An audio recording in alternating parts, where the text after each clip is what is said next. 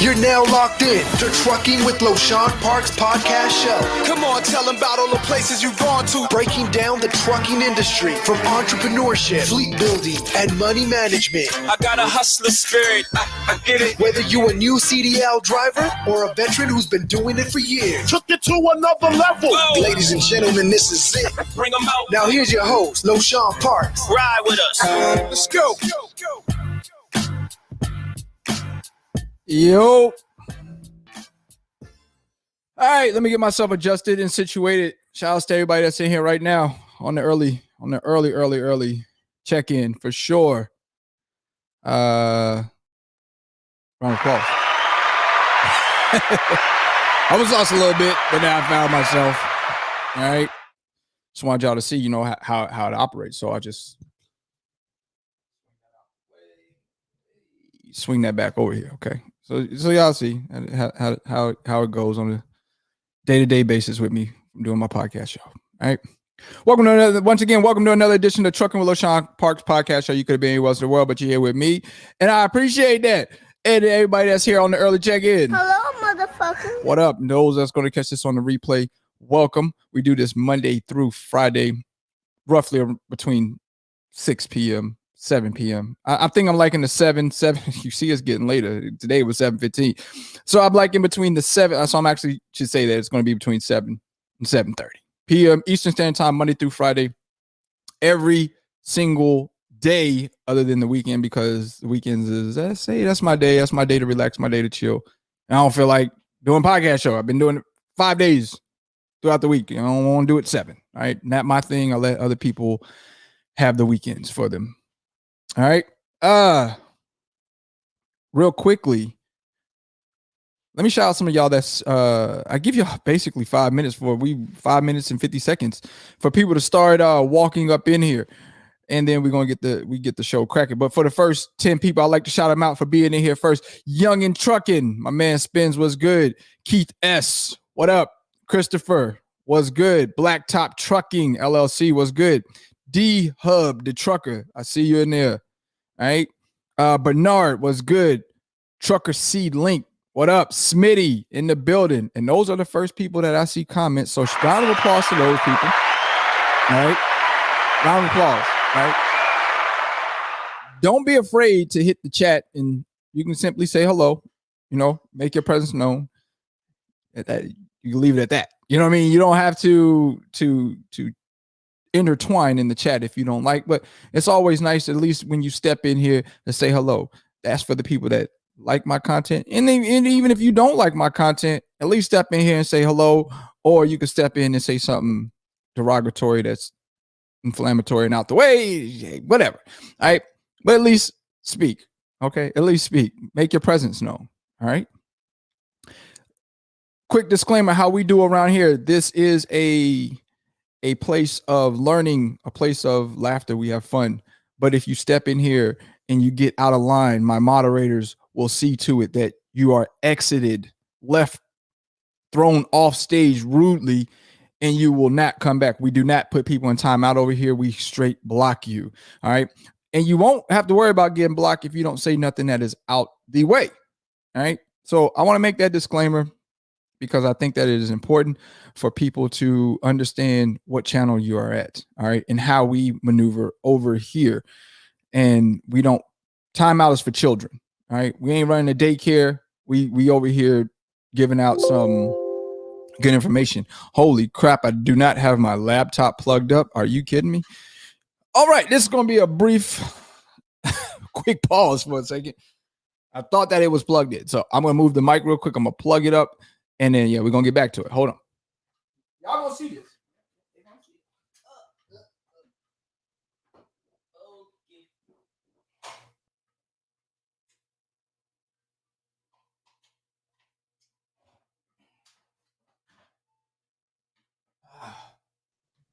Did that do it? I don't think that was the right one. Okay, that wasn't the right one. We got to go back down. Got to check it.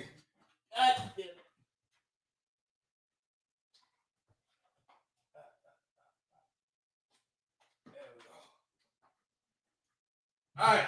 And as y'all can see, my green screen move. So y'all know it's real. I got to move the green screen back. Reposition myself. Such a bloopers. But bloopers are fun to watch. All right. Got that in. Got that in. So for all y'all inspiring to be podcasters and want to know how, it's what you do. All right. Sometimes things just don't fall according to plan. All right. But we got it together though. Everything is straight though now. All right. We good. Real quickly, before we get into the business, today we are going to be talking about pros and cons. Of being a local truck driver. And sidebar, every time I get in this chair right here, I might have to switch my chair. Every time I get in this chair and I do this podcast, I seem to be belching. I don't know what that's about, but I don't never have that situation until I get in this chair for some reason. Just be belching. I'm gonna try to fix my posture. I don't know what it is, but I got to get that fixed. All right, I got to get that fixed because I can't stand it. But in today's podcast, we're going to be talking about pros and cons to local truck driving, and also giving some tips on some good local positions that one may want to look into if they're planning on going local coming off of the road, or maybe that you have did your time from being OTR for a year or what have you, and you want to be local. You might be the party type. You might be the one that wants to be around baby Bookie, be around the family. So we're going to discuss some pros and cons, some things for you to consider if it is something that you are wanting to do.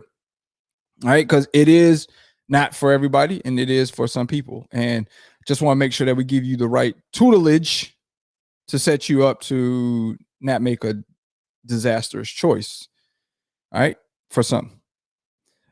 But before we get started, I want to show y'all the funniest thing I seen today. The funniest thing I seen today.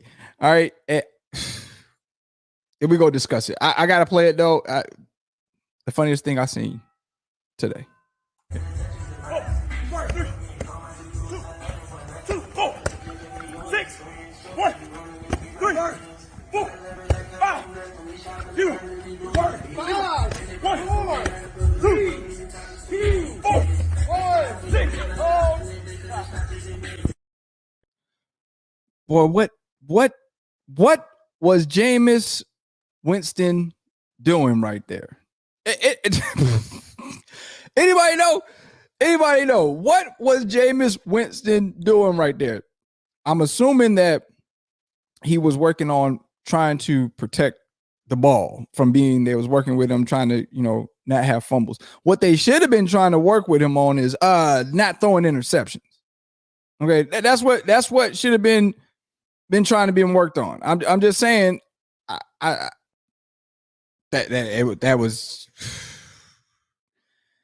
was crazy. That was the funniest thing that I saw today. And with that being the funniest thing, I got to play it for him. All right.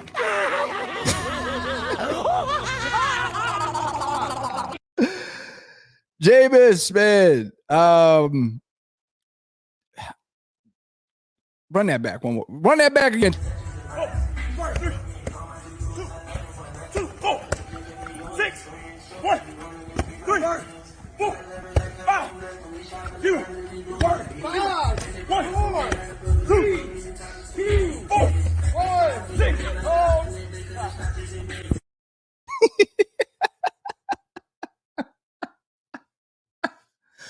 Oh God, Jameis. The movements, the everything, bro, like terrible, man.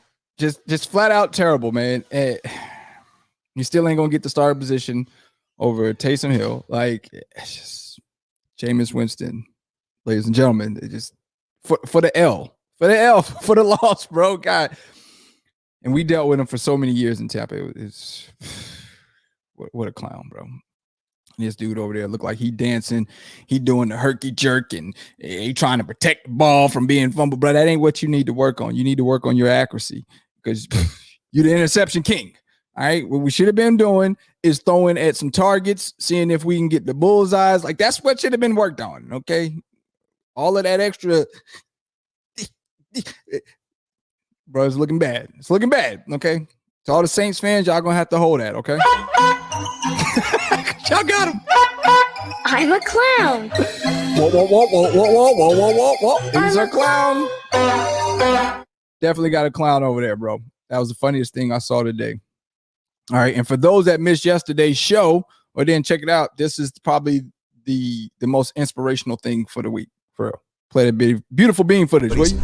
I was more like, it's cool to come over your house, but I need a house like this. Yeah. It's cool to ride on your yacht, but I need a yacht like this. Yeah. It's cool to ride on your jet, but I want a jet like this. And I said, no, I don't want to ride on yours. You show me how to get it. You can't be my friend if you can't show me how to get it. Because once they show me how to get it, then I can install it in my children. Then it trickles down. It's a bloodline thing. Yes. So it's about wealth. I'm no longer rich, I'm wealthy. Man says, I'm no longer rich, I'm wealthy. It's about a bloodline thing. That's why I be trying to teach y'all about generational wealth, man. It's a bloodline thing. All right. Get with it. Floyd Mayweather there. As y'all can see, a lot of my stuff that I get as far as clips come from Instagram. I be on Instagram. I don't post that much on Instagram, but I be on there heavy as far as looking at good stuff to put up there. But big ups to Mayweather, because that was some true that he spoke right there. True enough indeed. This man right here got the name. I gotta bring this up, though. Your name is actually Jay Winston, right? Y'all know that man can't see. But it's just crazy because your name is Jay Winston. It's like, yo, Jay, you ain't related to Jameis Winston, are you, bro? Anywho, let's get into it, man. 15 minutes. I'll start the show off typically like that. I like the show. In case you're new around here and don't know how the podcast show goes, because it's still fairly new for me. All right. Still getting adapted to a lot of things that I have going on around me. I got buttons over here that ain't working yet. I got lights over here that ain't on yet. But so I'm still getting accustomed to this whole entire thing. Another thing that I'm thinking of doing is bringing my podcast probably down to 3 days a week, down to Monday, Wednesday, Friday. I know I said earlier in the show that we do this Monday through Friday because that's what we've been doing. But I think that I'm going to tether it down to Monday, Wednesday, Friday. I think that would do me better. Okay. Even though my analytics and everything right now is looking spectacular. Okay. But I just think that Monday, Wednesday, Friday will work out better for me because I just have a lot of things else that is going on outside of this. So to dedicate myself to doing a podcast show for 2 hours, Monday through Friday, if you break that down, you know, that's 10 hours in a week of doing the podcast show. It's a little bit. It's a little bit. Okay. So I think I'm going to slow it down a little bit and do Monday, Wednesday, Friday. And this way I can be more tethered to bringing you guys an excellent show. Okay. Bringing you guys an excellent show. Because to me, that's what it's about, is providing an excellent show. And I feel like maybe if one comes on every single day, then people are not going to want to watch it every single day. And on top of that, I still have this studio thing that they're still building behind me. And I still need to put up this curtain here so that when people are here in my house, that it's not interfering with my recording, right? Because with my studio being right here, because I see everybody that walks in that house, I don't have a sound curtain right here right now.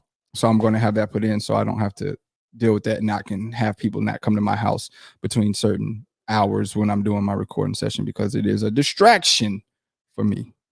And that's just being honest. As you guys can probably hear people in the background just talking. No regards for my show at all. Okay, in my own house. This is how it works. All right. So anyway, let's talk about local pros and cons. My opinion. In the second hour, I will open up the phone lines for people that hopefully are local truck drivers or have been local truck drivers to call in and give their input, their insight as well to being a local truck driver, or maybe their ideas of wanting to be a local truck driver and want to ask some questions. We will open the phones up, or not the phones, but the link up in the second hour for people to be able to chime in. All right. So with that being said, in this first hour, this is where I give my opinion and my expertise, or my thoughts on it. Now, I was OTR. I've been trucking total of 9 years. All right. 7 of those years, probably like 7.5 of those years, I would say I was OTR. All right. I didn't decide to come local with a Class A CDL until about my 7.5 year mark. All right. Now, prior to me going and gaining my CDL Class A, I did work local, as far as working for a produce company called Foster Cabinets, and was hauling produce to local major chain restaurants, right? Which was an affiliate of Cisco Food Groups. So I didn't even have you didn't even need a Class A or Class B to do that. You just needed a regular license. So I would say that was more so local on the level of a regular driver's license, more so than a CDL. And what I'm talking about here is people that want to be local that have a Class A. Okay. So in my 7.5 year mark, I came back home, and the first local gig that I started doing was some intermodal. Okay. If you guys don't know what intermodal is, basically containers that come off of the rail yard, CSX, Norfolk, whatever the other one is. I forgot what it is, Norfolk. But that's what I was doing. That was the first thing that I did after my 7.5 years being on the road, pulling containers. Now, was it fun? I would say it was, because it was different, right? And then with me being home, I thought that I would be able to spend more time with my family. I thought that I would be able to be well rested, more rested, if you will. And what I came to find out for me is that was not the case. All right. It felt like I worked harder being local than I did being OTR. All right. Now, this is all subjective because some guys that are local are going to say that they don't work as hard or they enjoy local, and that's cool.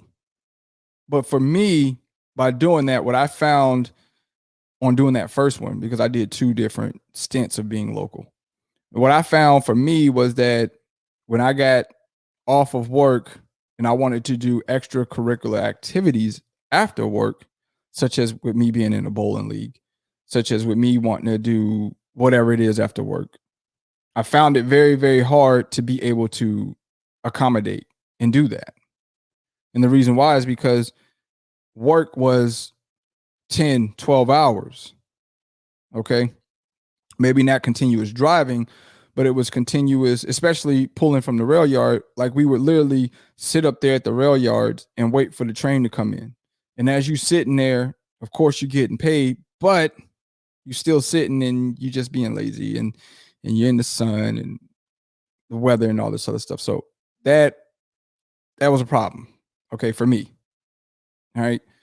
Then by the time I get off of work, I got to go home. I got to shower. I got to eat. And then I got to be right back up in this joint again at 5, 4 in the morning. All right. By the time I try to go home, watch whatever it is, a sporting event or something, I don't even make it all the way through it. Right. Because I'm KO'd. All right. Children wanting to play. I can't really play with them like that because 1, I'm tired for real. Only thing I got time to do is eat a hot cooked meal, take a shower, and try to catch somewhat of a little bit of TV. Try to squeeze in some time of playing with the children, and it just didn't work. Then, like somebody says down there, on top of that, taking into accountability, you trying to give the wife some time, right? So by you being local, you have so many things on your plate that when you come home every day, that you still are supposed to fulfill these obligations, because whether you're dad or what have you, you still got things to fulfill. And you're one man, right? And of course, to your children, to your wife, you're Superman. And they literally expect that to be of you. So when you're not providing that shield or that cape, then what's any different than you being on the road? Because you're physically here. We see you, right?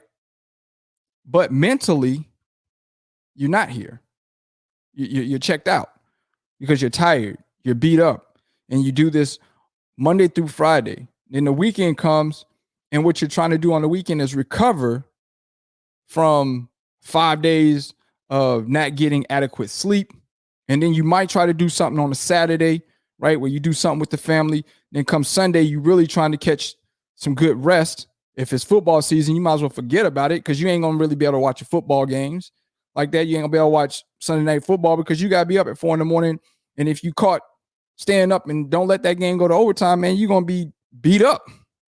Ain't going to be able to perform your job at work, okay? And as truck drivers, you have to be focused. How many accidents we see out here all the time, right? From not saying that it's semi truck's fault, because they will always try to put it that it is a semi driver's fault. But I tell you guys before, we got to drive the 4-wheelers car and the semi truck. Like that's what they expect from the level of being a professional truck driver.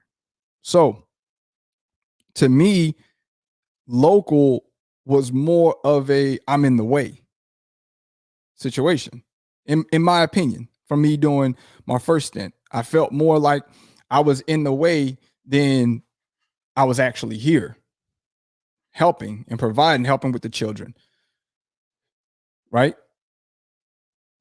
So that was my first stint doing intermodal. So after I did that one and I didn't really care too much for it, then the next thing I did is that I looked to see, and then on top of that, it didn't pay all that well. Okay. That's another thing. That's another downfall. It's like giving so much of this time and it's not paying well either. Like it's all kind of losses here. So then the next thing I went to looking into was I need to acquire my hazmat. All right. I'm in an area that has fuel haulers. I'm in an area that has good LTL companies. And when I look at all of that stuff that wanted to pay top dollar to be local, you had to have these endorsements. If you didn't have these endorsements, you were good at making $700-800 a week. You know what I'm saying? Like, and I wasn't cool with that, right? Definitely a pay cut for me coming off of being OTR to take this local job just to say that I'm home. But if it's a struggle for me to be a provider, then what are we talking about? Because at the end of the day, granted, I could be here physically, and like I said, mentally checked out because I'm so beat up. But the truth be, if I cannot be a provider for my family, my wife, my children, keep food on the table, also be able to have money to invest into things that can create more money for my family, and we just barely scaving by, then this is all being done for what? To put me in a grave sooner than what I want to be, right? For me to be in a grave sooner than I want to be. And I just wasn't feeling it, right? So then once again, I did my research and I found out that for local jobs, where the money lied at is you need to have those endorsements. If you didn't have a skill set that you could pull like oversized loads, where you could pull heavy haul loads locally, right? Or where you had the low boy experience where you can go pull equipment and be local, because those make some good money too. We're pulling like the low boys and pulling oversized locally, heavy haul locally. Those make some good money. But in order for you to get into that realm, you got to have some type of experience. They're not taking you off of, oh, I've been doing dry van for 10 years. You know what I'm saying? And now you want to come over and do flatbed and heavy haul, and you ain't never threw a chain a day in your life. You don't know about dimensions. You just drive in for 10 years, huh? Yeah, that ain't gonna work. All right. Don't worry, UPS is hiring. That's what they're gonna tell you. UPS hiring. So this is why in my stint of trucking, I tried and I did every single field. I started out as a flatbed. All right. I moved on to doing oversized, overdimensional on a step deck, hauling cars on a step deck, hauling buses, hauling all this specialized freight on a step deck. Because if I ever needed to revert back to step deck, I got the experience with it. All right. Now hauling reefer, dry van, box freight, like once you haul one, you can haul it all, right? But once again, a reefer person or a dry van person cannot just go jump in and be a flatbedder. You got to get training for that. And there really ain't no training for you to be a reefer driver other than knowing what to set your temp at, right? And to be a box driver, driving, all you got to know how to do is swing some doors open and back into a dock, okay? With me, when I transitioned from flatbed to pulling a box, the hardest part for me, or the challenging part for me, was realizing that there's a wall behind me now. All right. And what do you mean by a wall behind you now, Lo? Because as a flatbedder, there ain't no wall behind me, right? I could open the door, I could look and see both ends of my trailer from my door. I could see the corner right of my flatbed or my step deck. I could see the corner right here on the driver's side. But that's not the situation, or not the case with a dry van or reefer. It's blind over there on the opposite side. You can't see the corner of that trailer. All right. So what you have to teach yourself to do is to basically get as close without hitting the truck that you parking beside tractor, and then basically walking it in, pulling forward, doing the little snake maneuver, straighten yourself up, and then back and back again. All right. And for me being a flatbedder, that was the hardest part for me, was learning that there's a wall there now, where with flatbed, I didn't have to worry about that. And most of the time with flatbed loads, I didn't have to back into docks that often. Not saying we didn't have to back into buildings, because we do. When you go get some pipe, anything that's inside of a building that they have inside of the building, coils and stuff, you're gonna come into a building, you may have to back into it. But backing was not a norm for a flatbedder. All right. Most of the time with flatbed, you pull up, they come to you, put the forklift up on the side, boom, pull stuff off from both sides, or they can pull from both sides. It doesn't work that way with a van. So a little bit different. But it didn't take me long to learn how to maneuver that trailer.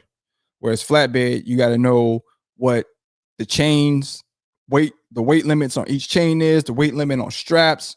You got to know that you have proper securement on it. You got to know your weight limit on your like I think I just said straps too, but you got to know the weight limits on all of that stuff. So it's not as easy as just throw me these chains. I just throw the chain down and link it up. It don't work that way. You got to know about your wrench binders and your snap binders. Which one were you? Me personally, I'm a snap binder. I like snaps. There are some guys who like the wrench ones. It's cool, but I guess they say that's old school. I like the snap binders. That was just me. Just, make sure that you out the way when you go to unsnap it, because if you ain't and you got your bar there, it's going to take them teeth out. All right. But to me, flatbed was exciting because I got to touch the commodity. I got to secure this commodity. Whereas once again, with a reefer or van, I just throw up some load locks in the back, close the doors and lock it. All right. So to me, it was a little bit more exciting. Okay. If you will. But back to local. If you don't have these credentials on your CDL, you will find that local is not going to, especially if you came from OTR to local, I will say 9 times out of 10, you're going to take a pay cut if you don't have endorsements. If you just coming in with a Joe Schmo license, unless you're working for somebody who is who you hauling logs for, or you doing some outlandish shit, right? Because more than likely they're gonna want you to run hot boy. All right. So that means they're gonna be putting your CDL at jeopardy. All right. But if you just got a regular CDL and your license ain't being put at jeopardy or any of that, the pay really is not that great. Now, compared to everybody else in your community, the pay is probably going to be great, right? Because you got cats that's in your community that they're bringing home $1,000 every 2 weeks after taxes, whereas you're making $700, $800 after taxes. You might be bringing home $13, $14 every 2 weeks. So to them, you a baller, baby. You know what I'm saying? Yeah, that's the ball over there. That's the big truck driver. But in the grand scheme of things, if you came from OTR and went local, you looking like, bro, I remember I used to make $2,500 a week. I'm down to $800 a week. All right. I'm down to $800 a week. And when you OTR, you probably didn't work as hard, like I said, as you do local. All right. And then once again, it all falls into what you're doing local. All right.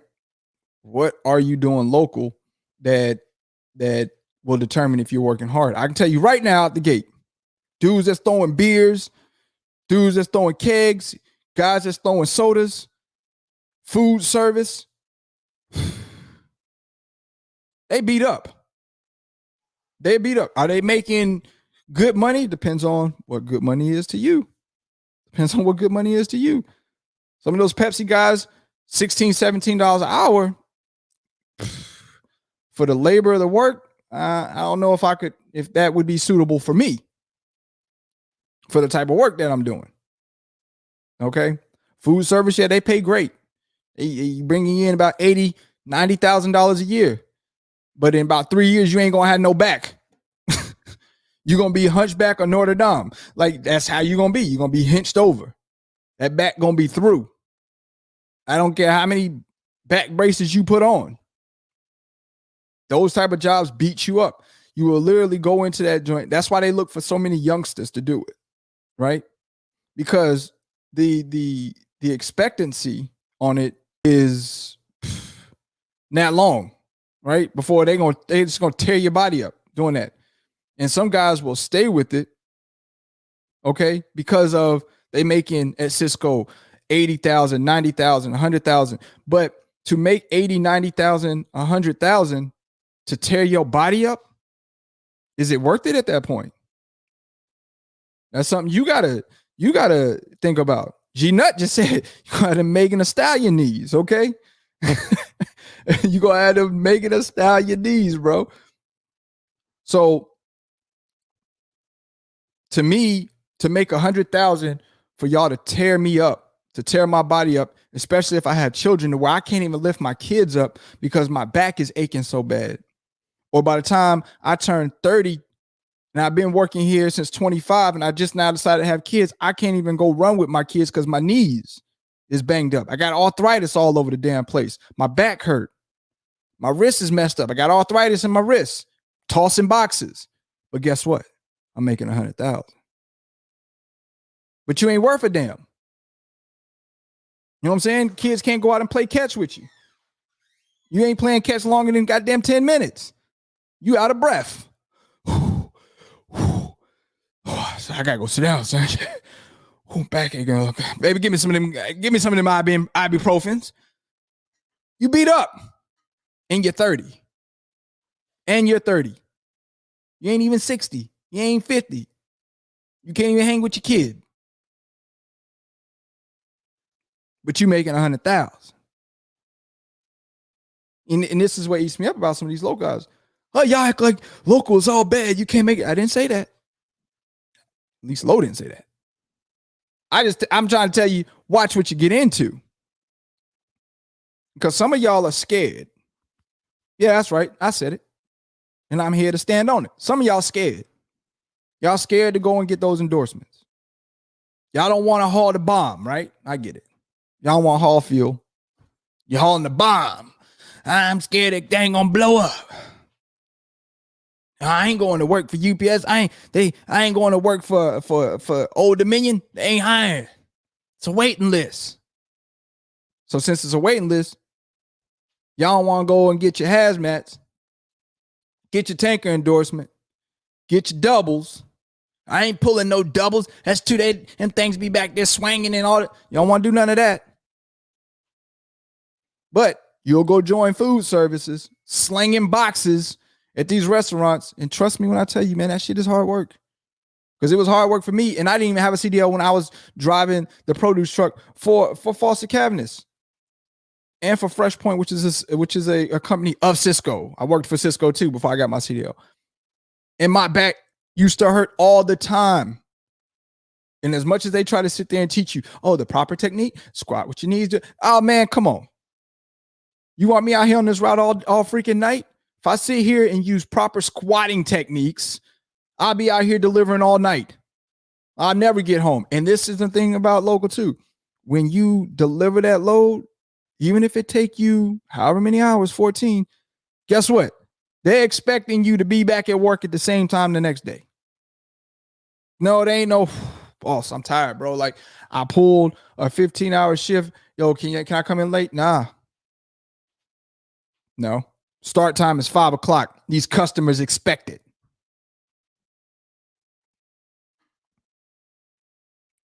So, food service ain't no joke.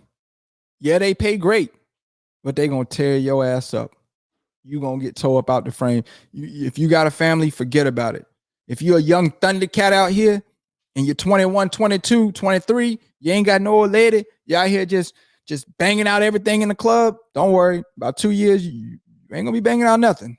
You ain't gonna be on the scene. You're gonna be beat up, and ain't no chick messing with you, bro. You walking around here with the cane, hunched over, looking crazy for the love of money. Okay? So I say all that to say, go get them endorsements. They'll help you out. All right. So once I found that out, that the endorsements was the route to go and do, I went and got my endorsement. All right. I didn't get my endorsement until me being in the trucking industry for 8 years. 8 years before I went and got my hazmat endorsement. I wish I would have did it year number one. I wish I would have done that year number one. I went, got my hazmat, and I went and worked for a fueling company. All right. Being local. Now, if y'all are asking me, because I see it down in the comment section, what's a good local job to do? A good local job to me, and it is very, very easy, is hauling fuel. Period. Easy. Super easy. You make good money. I actually enjoyed it. The only reason I stopped hauling fuel, and this is the only reason, is because I'm an entrepreneur. I couldn't see myself being nobody else's W-2 worker when I have a fleet of my own and I have a trucking business of my own. I couldn't see myself working for somebody else. That's the only reason I stopped hauling fuel. Now, if I could have been an owner op, which with the carrier that I was working for, I could have went out, got my own truck, or brought one of my own trucks over and pulled from. But I was talking to some owner operators that was hauling fuel, and for what they was trying to pay those owner operators, I didn't see the benefit of being an owner operator underneath those carriers. I just didn't see it. They used to say, oh yeah, they pay you $70 to go, to go drop this load off from the rack up to the whatever service station it is. I'm like, $70 for an owner operator? Well, and then this was the thing that these owner operators used to say. Oh man, it ain't nothing but 20 miles up the street, 20 miles up and 20 miles back, bro. You getting paid $70 for that, or $80 or something like it was. Come on, man. Knowing damn well that you probably only going to get anywhere between 4 to 5 loads in a day. And it depends on what time you working. If you work in the daytime when the rack be crazy, for all my fuel haulers out there, they know what I'm talking about. Shout out to my fuel haulers. They already know the rack be crazy in the daytime. Forget about it. Lines. Pff. And don't let one of those racks be down because the system is down. Pff. Forget about it. And that's the only rack you can go to get the fuel from for that store. Pff. Forget about it. We sitting here. You know what I'm saying? We sitting here. We ain't going nowhere. And as an owner operator, that don't work in your advantage. So I didn't see where it was an advantage to be an owner operator being local hauling fuel, unless you had your own fuel contract. And you know how hard it is to get fuel contracts? Hard. Just in case some of y'all didn't know, it's hard to get fuel contracts. That's why I like all of the megas that are in the fuel, mega carriers that are in the fuel. Some of y'all may know them. Some of y'all may not. Eagle. Who's the other one? Well, I wouldn't say like Loves and Flying J and Pilot. They pretty much only service their stores. I've never seen a Loves or a Pilot service outside of their stores. All right. That's all they service is their stores. But the company I worked for name was Team Logistics. All right. But to get a fuel contract, that thing is hard. I did see there was one contractor that was there. He was an owner operator. He had his own fuel contract where he was running a couple of stores. But he had that fuel contract for years, for eons. And he was the son of the father who got the contracts. And the father used to drive that one, and they've had the same one truck. And his father got that contract and has held on to that contract for years, where he got a couple of stores. And they own operate, and that's it. Keenan, PTC. Yep, that's right. Keenan is another mega carrier when it comes to fuel hauling. Eagle, Keenan, PTC? I want to say that's right. Petroleum Transport. Is it PT? Something like that. I think it's PTC. But I worked for Team Logistics. Who else is out there? Marathon, which I think they got bought out. Circle K. Who Who else? Florida. I forgot the name of them. They was called Florida something. And they got like a contract too. But you ain't getting contracts as an owner operator out there unless you know somebody that knows somebody that knows somebody. And when you get those, if you are lucky enough to get a petroleum contract, bro, you better hold on to it. You better hold on to it because them things is paying. But it was so easy as a fuel hauler. And the reason why is because once you get to the rack, you fill up, right? You get your product, whether you're getting diesel or you're getting, leaded, unleaded, premium, whatever have you, right? You fill it up, you're going down the road. When you get to the gas station, you pull up over there where the holes is at, okay, where they're colored. All right. I don't want to tell y'all what the colors mean because it might be some terrorists in here. All right. So I don't want to let y'all know which one's gasoline, which one's premium, which one's mid-grade, which one is diesel.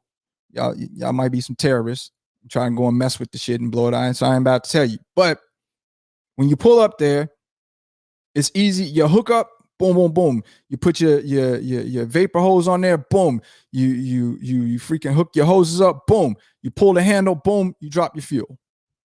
And now you just sitting there and you waiting. Of course, you're going to stick the tank, right? You pull up, you see how much is in the tank. If not, you go in there and look at the Vita route. All right. Florida Rock. I appreciate that. Who is that? That's who I was looking for. Trucker C-Link. That's right. Florida Rock. You go in there, you stick the tank, go in there, check your Vita route, make sure everything is good, copacetic. You know how much you drop in here, boom. All right.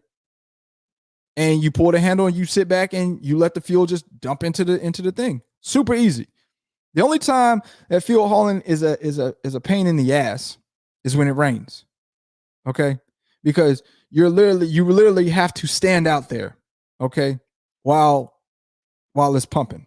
All right. So it sucks when it's raining and you standing there. Okay. And the other part that sucks is that you're trying not to get any water into the fuel because then you start having fuel separation, right? So then if you have that, then you have an issue because now you got to contact them and let them know that, if too much fuel, if it's more than 1.5 inches of water in there, then they have to come and drain tanks, right? So you want to make sure that you're not getting too much water into the fuel because then that'll mess up people's cars, all this other good stuff. But outside of it raining, it's the easiest. Literally, once you pull the handle, you sit there and you might finish up some more of your paperwork. But then after that, when I was doing it, I'm sitting here on Instagram, like watching my phone as the fuel is dropping, chilling. And they were paying me $12.50 a week, $12.50 a week salary. Just, it's relaxing, right? But once again, the only time that sucks is when you're out in cold weather. But to me, cold weather you can dress for, right? So you can bundle up and you can be warm. In the wintertime, it was easy, okay? But I couldn't stand this rain because I'm sitting out here during a tsunami, and I got on my rain gear and everything. But you talking about hopping back in the truck, taking off that wet rain gear, getting back in. That's the headache part. But being a fuel hauler, in my opinion, is the best local job. It's super easy, and it's going to pay you well. You don't have to worry about, it's going to blow up. That is a bomb. I'm carrying a bomb. I think I thought about that maybe like in my first 2 days.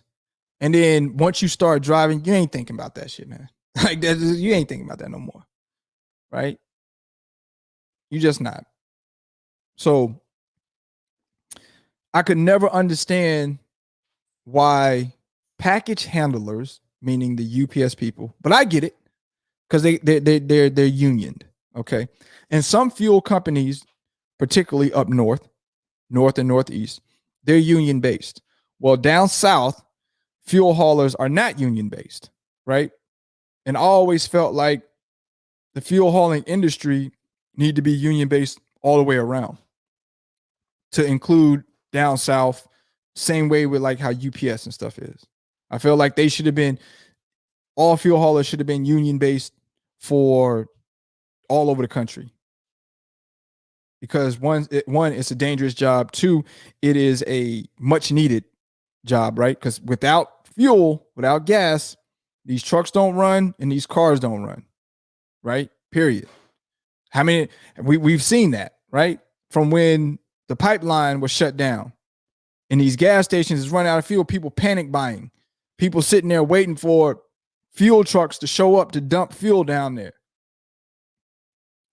So it is a very, very needed, essential for the everyday American or the everyday person. What I, in my opinion, I feel like fuel haulers should be paid way more than what they are. Like I said, I used to make salary $12.50 a week. I will work 5 days a week.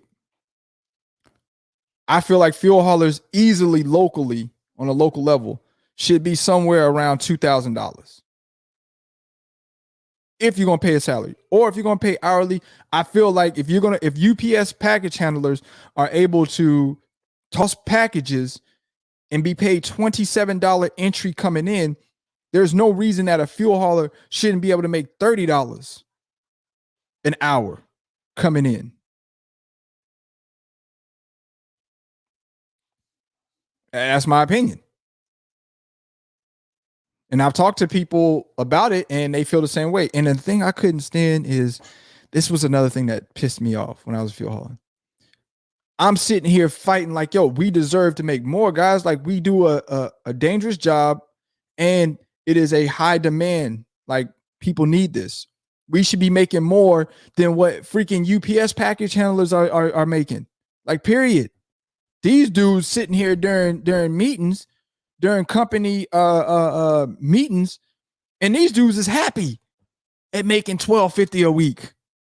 I'm like, yo, looking around like, yo, are y'all kidding me, man? Are y'all freaking kidding me? Y'all are content with this? Like, this is good money for y'all? Like, there's no reason we shouldn't be making $2,000. There's no reason at least we shouldn't be making 18, maybe 100 and better. Y'all are happy with making $12.50 a freaking week? Well, I came from another company that they 800. That was, you didn't need no endorsements over there, man. It's no comparison. We got guys out here that's throwing packages at UPS that's making more than us, and they not carrying the bomb.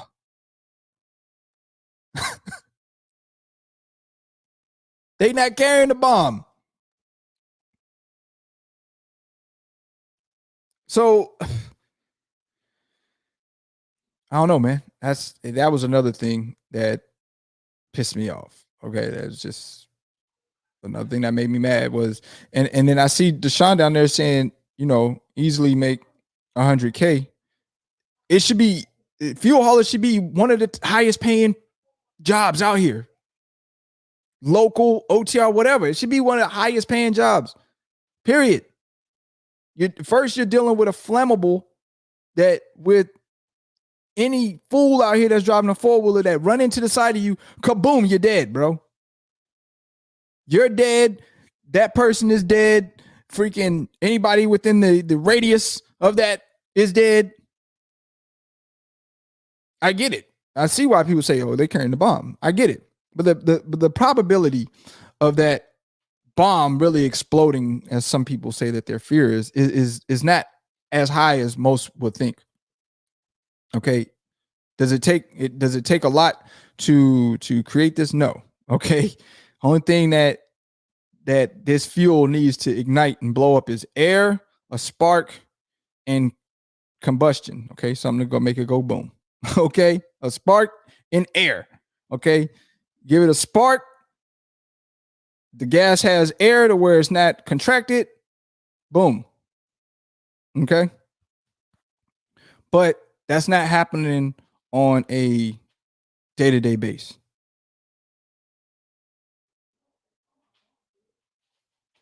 Yes, I see that, Mob. I'm going to pull yours in right here. I just glimpsed at that. He says, I think Charlotte in general has some of the lowest CDL local jobs on the Southeast. That's possible.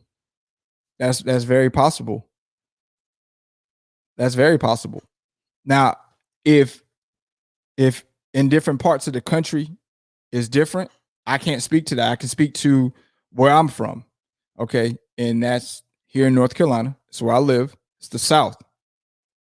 Now, if it's different down in Georgia, okay, I don't know. You know what I mean? But I know for the most part, North Carolina, South Carolina, as far as fuel hauling goes, it's pretty much the same. Same way with like Virginia, maybe over to Tennessee a little bit.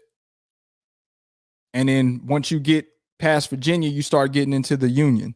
And that's where they're going to make sure that they take care of their fuel haulers. But these guys down here in Charlotte is happy at making $12.50 a week, man. And I wasn't cool with it. And like I said, not saying that the job was bad. It wasn't good enough. It wasn't good enough for me. It wasn't good enough for me to sit here and say that I'm a W-2 worker. But once again, it's the easiest job I've ever did, the most enjoyable job I've ever did, being local outside of Flatbed. And I wouldn't hesitate to do it again if the pay was right. But where I stand right now with me having 12 trucks, I probably still wouldn't, because I can't see myself working for somebody else. Whether now, if it's my own truck, I get a contract, different story. Crazy jockey truck drivers make that down here. That's crazy. That is, Ma. That's crazy.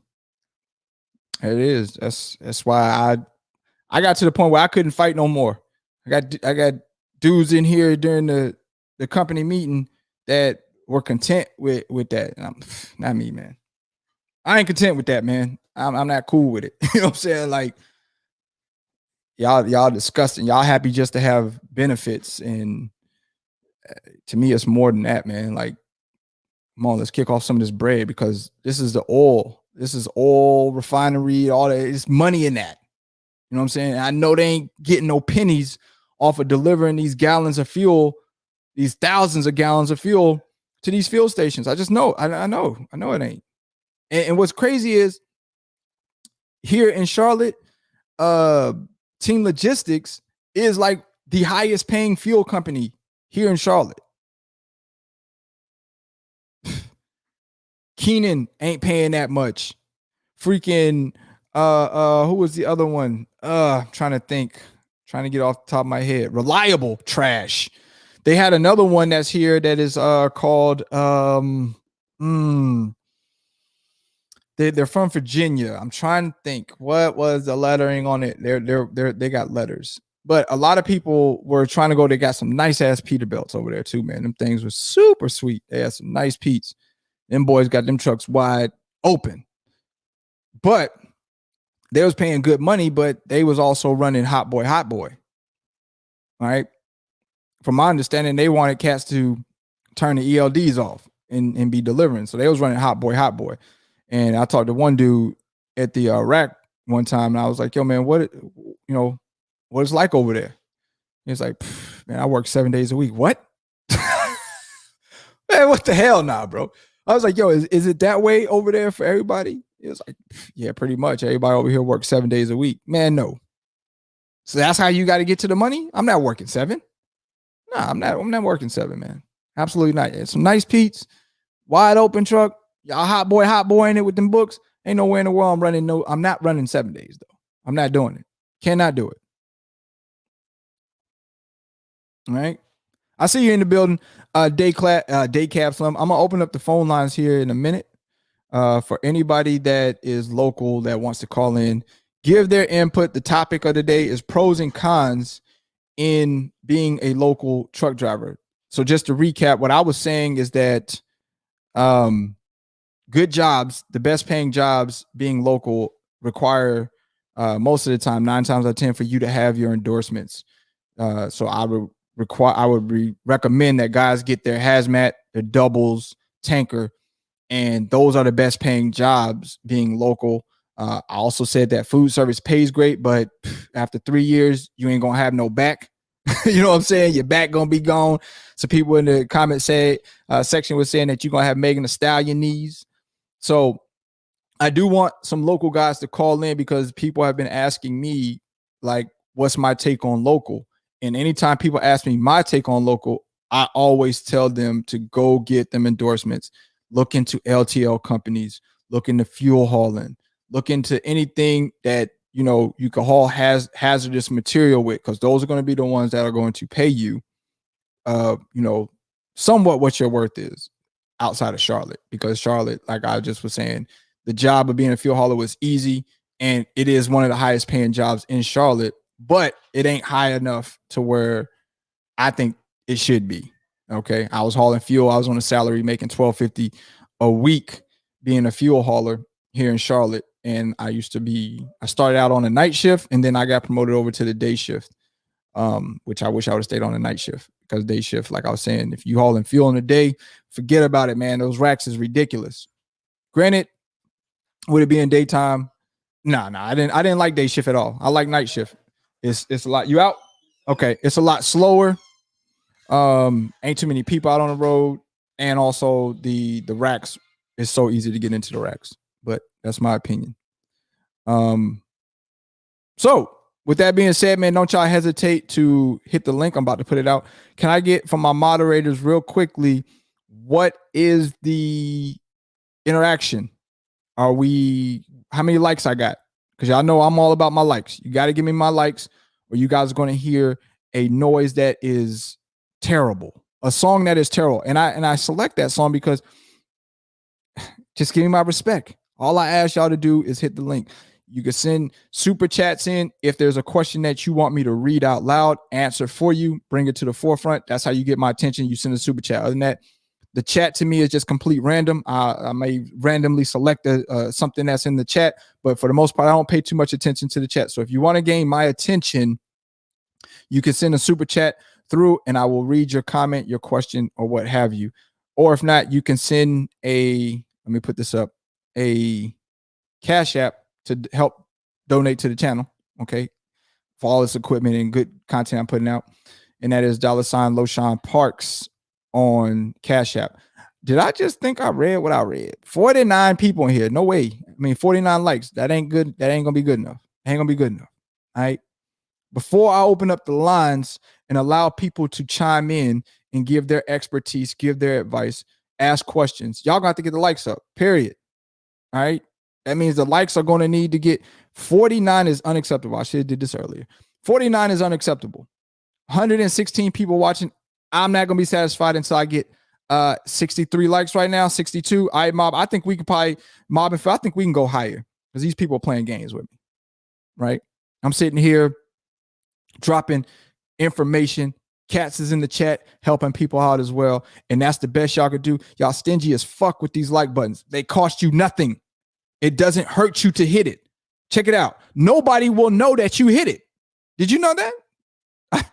I mean, I didn't know if you knew that. Do you know that if you hit it, nobody will know that you liked the video other than you? I'm gonna get back to y'all, but I seen my man Official Willis say this. How about them Atlanta Hawks though? Bruh, I'm disappointed with Milwaukee. And the reason I'm disappointed with Milwaukee, they played absolutely no defense. But here's the deal. Y'all better enjoy that one win, Atlanta. Because I truly do believe that y'all poked a sleeping giant.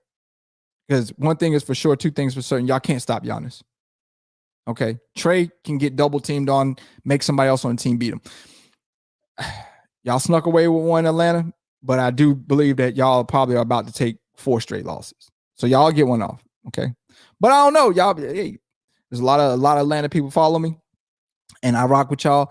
But I just don't think that Atlanta has the talent to compete with Phoenix. Let's be honest. Everybody wants to see Phoenix and Milwaukee. Nobody wants to see Atlanta and Phoenix. Okay. Nobody wants to see that.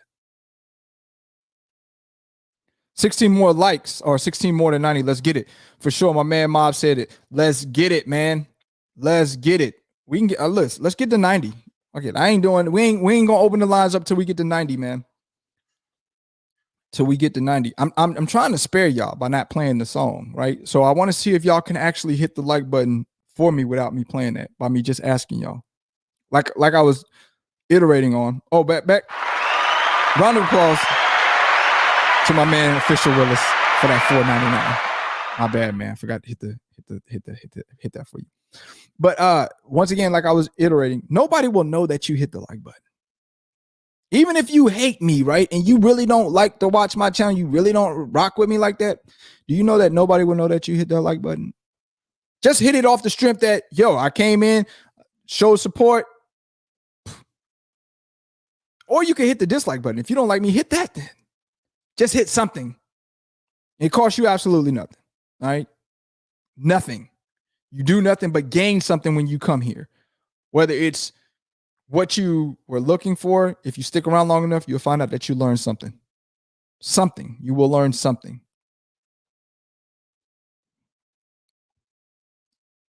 We at 79. Nah, we can pause.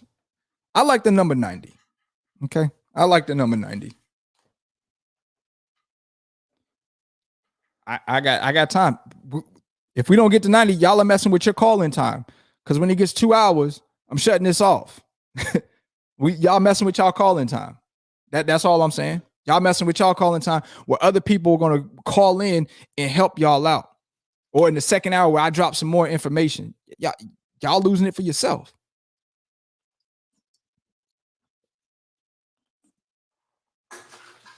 You believe they don't hit no super chats. They don't get no cash apps. Shit, they can't even give you no likes. But they'll come in and click the button and watch your content. What a shame, man. Hey, Ma, I'm about to play it for them, bro. They you know what? Man, I'm gonna stay on screen and I'm gonna rock out with y'all. Because y'all thought it was a game. Some of y'all might not have been here yesterday, but y'all ain't gonna like this. Okay? Y'all not.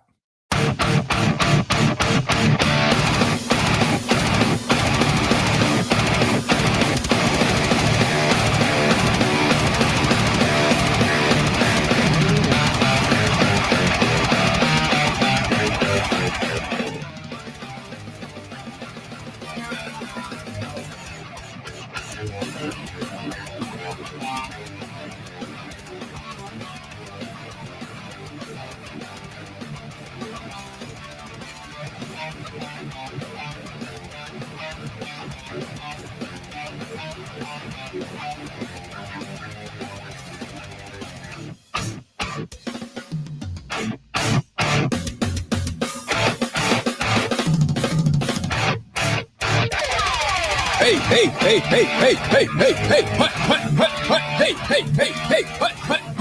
burn it down, burn it down, burn it down. Hey.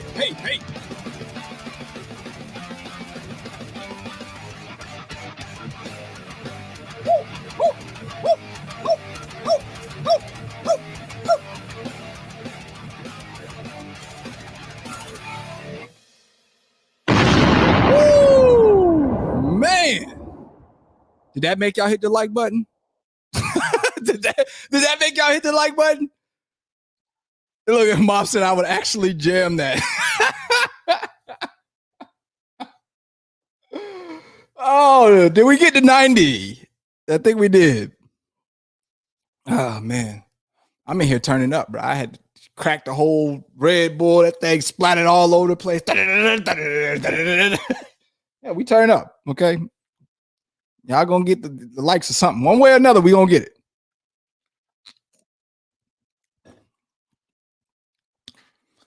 All right. We at 90. Did we at least get the 90 likes off of all that?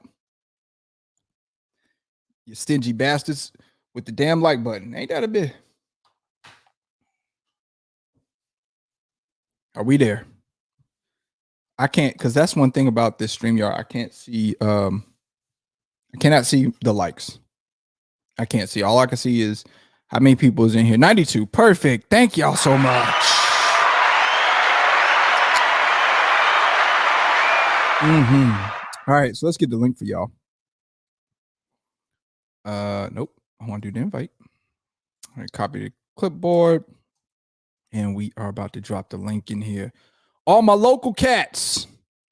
The link is about to go up. Anybody who got anything to say, pros, cons to local, hit the link one at a time. All right. If you are going to be get off here. If you are going to come in, it is one at a time. So if you are going to be in the thing, you're going to be in queue. Don't hang up. Okay, don't hang up. We'll bring you back, or we'll bring you in once I get everybody up. First person in, let's get it. Shout it. What up? Oh my God. Dog, what's good? Here we go. Sir Messington. Go ahead, man. What you got? How we doing on audio? My audio is always on point, bro. You don't got to worry about none of that. Are you talking about your audio? Sir Messington, are you talking about your audio? Can you hear me? I can hear you, bro. Hit it. Let's go. What you got? No, so what I wanted to say, well, I did local for like a year at a produce company in Grand Rapids. I ain't gonna get no more specific than that. Okay. It's some major ones in there, but I think the one that I worked for was like second or third as far as that area goes. Okay. I think another thing a lot of people who go local need to realize is that you spend more money.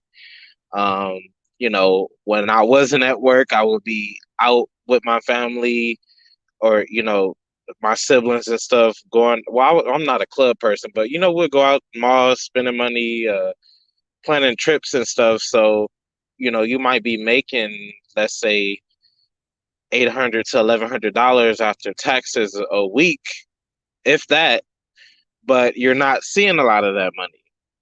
Okay. So that's another aspect that people have to be mindful of.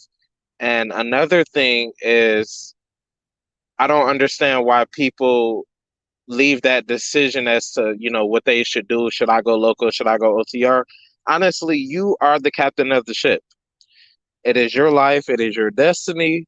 Whether you choose to go local as soon as you get out of school or you go OTR for a while and then come back local. Honestly, I don't think local is really that beneficial unless you are a person who's a owner, you know, who owns equipment, and, you know, maybe you put some trucks out OTR and maybe you secure some local contracts just to do something. But other than that, I don't really think it's that beneficial, but, you know, somebody might see it a little bit different. I think you brought up a lot of good, valid points. So I think you pretty much hit the nail on the head. All right, sir Messington. I appreciate you, Curtis, man, for calling that. I got an array of people down in the queue. They want to get in on this local pros and cons. So everybody, I'm gonna have to hold y'all to about 5 to 7 minutes on y'all discussion. But hey, I'm gonna let you go, Curtis, man. I appreciate you calling in, brother. Yep, most def. All right, bro. Mob, let's do it. Yo, what's up? What's up? My audio good? Yeah, you good, man. Local, man. I've done it. I have trucks doing it, and you hit pretty much every point. It's just a few things I kind of want to add to it. All right, go ahead. Hit it. If you guys are looking at something local, I think one of the biggest advice you should look into is try to find a city that actually pays the local positions well. Because there's some areas that don't pay so great. There's some areas that pay great. You know what I'm saying? Like, I'm going to take my state, for example, Georgia. Yeah, what you got on Georgia? If you go to Atlanta, right, which is the capital of Georgia, drivers in Savannah is actually making more money than them. You know what I'm saying? But people won't look at it because they're like, oh, Savannah's a small city, but you got to understand Savannah's a major port. Then you can look at like Charlotte, but you got rail yards, you got your little silo, like gas terminals or whatever. But if you go somewhere like LA, they got one of the largest ports in America. Right. You know what I'm saying? Or if you go somewhere like Dallas, because Dallas is always in construction. You know what I'm saying? It's always under construction, and that's where you get your RGN, your low boys, your gravel trailers. asphalt, dump trucks, all that shit like that, man. There's some guys making money off it, some guys not. You just got to really do your research, and you really got to understand, man. Like you just ain't gonna. It's not like you're just gonna jump into a company and the first company you jump into is gonna be like everything gonna work out for you. Nah, you gotta plan this shit. You know what I'm saying? Right. You gotta plan it, man. I think you bring up a good point too, Mob, that every city is not built for you to go local in. Like you said, cats down in Savannah is making more than cats in Atlanta being local. So every city is not catered for you to go local in, and that's where you gotta do your research at. Yes, sir. And I'm gonna give y'all some other little local jobs that pay actually well that people don't talk about. Garbage trucks. I don't know about anywhere else, but garbage trucks in my area, them guys are making between $60,000 and $80,000. Know what I'm saying? And they don't work 14, 11 hours and shit like that. They probably work about 10 hours, something like that. And it's 5 days a week. Know what I'm saying? You also have wow, I was on the tip of my damn tongue too. I forgot. I'll leave it in the comment section. Yeah, if you find it, leave it in the comment section, Mob. I appreciate you calling in, man. Q is going crazy for pros and cons to local. I appreciate all your information, Mob. All right, bro. All right, next, Phil, you in? Let's go. What you got, baby? What's good, man? As a guy who, yeah, don't come in here with the pillow talk voice, bro. Okay, because we're gonna have to hit you, bro. Here with the pillow talk, Phil. Okay, we ain't here with him. We come in here with bro. I'm here to tell you what it is. Listen, I'm at peace, man. This is the most peace I've had in a long time as a driver, so I can't help that. We'll talk about that on another day. Okay, we just gonna talk about that another day. Anyway, what you got for me, Phil, for pros and cons on local? Your thoughts? Yeah. So as a guy who started his driving career as local, like the gentleman before me have stated, don't go local without a plan or experience for that matter. If you're trying to jump from being OTR, you went to a school and you're 90 days out and you're like, oh, I want to go home. Don't do it. You're going to be absolutely miserable. You're not going to make the money you expect that you think you should make. And for the fact that either one, it's going to be under the lifestyle you want to live, or you've already decided you want to scale your lifestyle to whatever check that you're getting at that time. And it's just going to be a continuous forever rat race. And pretty much, again, like the guys before me said, unless you're in a position where you have the equipment to be in one of those hot cities where you can make the top dollar, or like I said, you may have to relocate, whatever the case may be. But it doesn't make sense to go local with less than 2 years of experience, in my opinion. I agree with that too. You know what I'm saying? It's like I was telling Mob, and Mob brought up a good point. It's all about location, man. You got to do your research for the city that you live in. And if that means that you may need to relocate, if local is something you really want to do, and you may need to relocate your family to a place where you can be local and make good money, then that is the step that you need to do. But it doesn't make sense for you to say, oh, I'm gonna do OTR for a year or two and I'm gonna go local. Oh, by the way, I live out in bumfuck Egypt in the country and they ain't really paying no top dollar. Exactly. Like I had to leave Florida to move to Texas to stay local at the time, because the part of Florida I was in, there was no work. And the work you did get, the most you were going to make was between $40,000 to $50,000. Now, sure, that may work for a single man who's living a very simple lifestyle, but if you're trying to have some type of enjoyment, you can't live off that, especially if you're in a situation where you have a significant other, or you got kids, or you're trying to support yourself and have a home. There's all these different factors that come with life. It just don't make sense. Right. That's a fact. Well, Phil, I appreciate your input, man. I got to get to a couple more of these people in the queue, man. As it opens up and I get some of these people out, if y'all want to call back in and elaborate some more, y'all can do so. But let me knock some of these people out. The Wizzy. For sure, man. I appreciate you, Phil. All right, next, LoShawn Sewell. I hope I said that right. You in? Let's get it. Can you hear me, sir? Oh, you loud and clear. Let's go. All right, so this is LoShawn Sewell, but I appreciate you having me on. No, I just want to kind of tell my story a little bit. I started out local. Actually, I went to truck driving school. I started out local. From there, I did a little gig for about 6 months hauling lumber. Then I got into the food service industry. Like you said, I was in there for about 3 years, boy, about broke my back out. Facts. I got back problems from that. And so I ended up making about 75 over there doing that. And so, yeah, you can make good money doing that. And then from there, I got my hazmat and started doing fuel.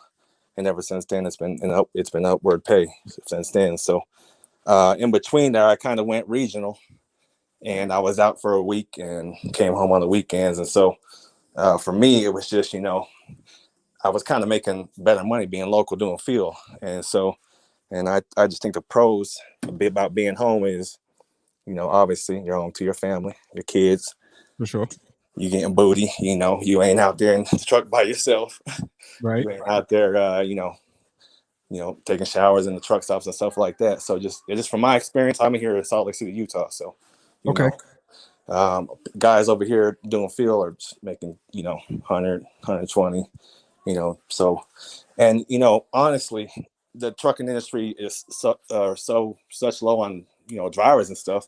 These companies over here, UPS, the fuel companies, they're hiring guys with a year experience, So even my company, I mean, they're taking guys that never done fuel and, with a year experience. And so, I mean, everywhere's looking for drivers right now. And so just for me over here in Salt Lake, it's just like, I don't see the reason to go over the road when I can make the same money over here doing this type of work, For sure. So and it's like once again it goes back to location. You know what I'm saying? If you lived in, let's just say, New Mexico and it wasn't paying, then you probably would stay with OTR because you have to do what it takes to provide for your family. But you're in an area that it pays well to be local, so that's why you made that move. So yes, and also there's also rail work over here too. So like, I know a whole bunch of guys that have bought a truck maybe for 20 to 50,000, and they're working local, being home every day, and they're doing 2,500 to 4,000 or 2,500 to 4,000 a week after fuel. Owning their own truck, being local, doing the rail work. So that's also an option people can go to. Also, if they have it in your location, like I said. So, like you said, all about location. Hey man, listen, I appreciate you calling in, Deshaun. I got a list, man, so I got to keep it moving. I appreciate you calling in, brother. Thanks so much. Thank you, sir. All right. SoCal, let's get it, big dog. What you got? What's going on? It's good. So you've been touching on it. It's a great topic, by the way, man. Shout out for the topic, bro. Appreciate it. Pretty much it's location, bro. And what confuses a lot of people, for like me, if I say, hey, man, local's where it's at, it pays a gazillion a day. Well, you got to realize it's LA, Long Beach, stuff like that. And if I say, hey, it's ports, that's local, let's just say, right? Not all ports is leveled up like Long Beach and LA, and that's where people get confused. So as far as comparing local to OTR, it all depends on location and what you're doing. Fact. That's a big fact. And that's where it's at, bro. And I've seen local companies paying like dirt cheap, in the same area, other companies paying up to 50% for drivers. So again, you got to find a good company too. Right. Yeah, they be up to 50% over there in the ports. Wow. See, so once again, like we said, location, but then it depends on the location, which local positions are going to pay better for. Like you said, over there in Long Beach, the port is where it's at. You know what I'm saying? Whereas like Deshaun was saying, fuel over there in Utah is where it's at. So it's all different. Yep.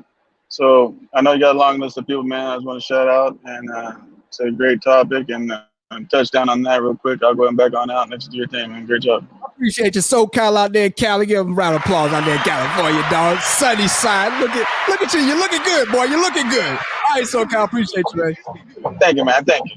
Yeah, all right, John. Next caller, we got Tariq Robinson. Let's go. What you got for me, big dog? What's going on, Lo? I have a question I got a question. Okay. In the 90s, I had a brother of mine in Newark, New Jersey. He used to haul cars local. He Okay. used to make about like $8,000 a week. I don't know. Yeah, I don't know what's the how you get your per mileage. How you get your what you call it, your rate per mile. Okay. Doing local. If he's an owner operator, I don't know how that works. Could you explain to me how that works? Well, for owner operator, when I was speaking about getting the fuel contract, they do that based off of, I think that's more so like it's a contract for like 6 months. So basically what they would probably say is, okay, you fuel us, you drop 5 times a week here, and this contract is for 60 days, 90 days, and we're going to pay you $50,000. So from there, he would basically figure out if that compensates enough what he needs to provide for himself or as a driver for, the length of that contract. So I think that's how it works as far as rate here when it comes to being a local owner operator. But then again, it's all in the T's and C's when it comes to what the shipper wants to negotiate with the T's and C's, which is terms and conditions.